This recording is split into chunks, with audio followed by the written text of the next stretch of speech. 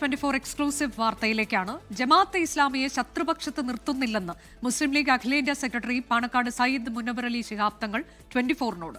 ന്യൂനപക്ഷങ്ങൾ വലിയ പ്രതിസന്ധി നേരിടുമ്പോൾ ഒറ്റക്കെട്ടായി നിൽക്കണമെന്നും മുനവ്വർ അലി ശിഹാബ് തങ്ങൾ പറഞ്ഞു. അതേസമയം ഇസ്ലാമിക റിപ്പബ്ലിക് വക്താക്കളാണ് ജമാഅത്തെ ഇസ്ലാമിയെ ആഞ്ഞടിച്ചായിരുന്നു കാന്തപുരം AP അബൂബക്കർ മുസ്ലിയാരുടെ പ്രതികരണം. ജമാഅത്ത് ഇസ്ലാമിയെ ശത്രുപക്ഷത്ത് നിർത്തുന്നില്ല എന്ന നിലപാട് മുസ്ലിം ലീഗ് അഖിലേന്ത്യാ സെക്രട്ടറി മുനവ്വർ അലി തങ്ങൾ 24നോട് വെളിപ്പെടുത്തി.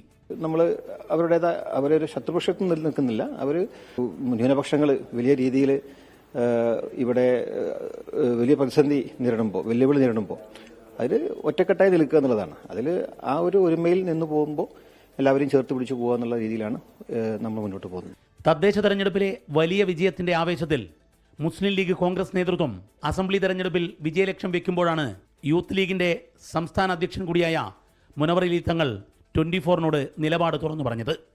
ഇതാദ്യമായാണ് ഒരു മുസ്ലിം ലീഗ് നേതാവ് ജമാഅത്ത് ഇസ്ലാമിക്ക് ക്ലീൻ ചീറ്റ് നൽകുന്നത്.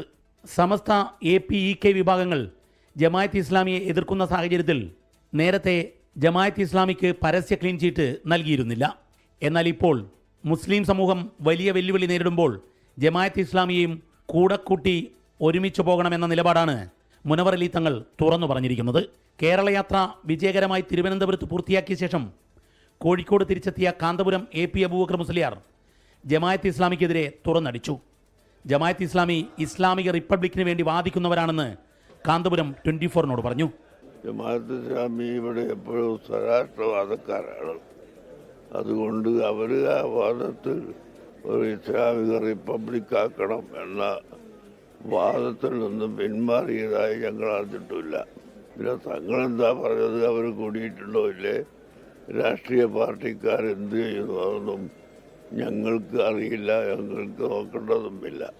ജമാഅത്ത് ഇസ്ലാമിക്ക് UDFുമായി ബാന്ധവുമില്ലെന്ന് കഴിഞ്ഞ ദിവസം KPCC പ്രസിഡന്റ് 24ന് അനുവദിച്ച അഭിമുഖത്തിൽ പറഞ്ഞിരുന്നു. എന്നാൽ ഇപ്പോൾ മുനവ്വർ അലി തങ്ങളുടെ വെളിപ്പെടുത്തലോടെ UDF ജമാഅത്ത് ബാന്ധവത്തിന്റെ ചർച്ചയ്ക്ക് തുടക്കമിടുകയാണ്. കോഴിക്കോട് നിന്നും ദീപക് ധർമ്മടം 24.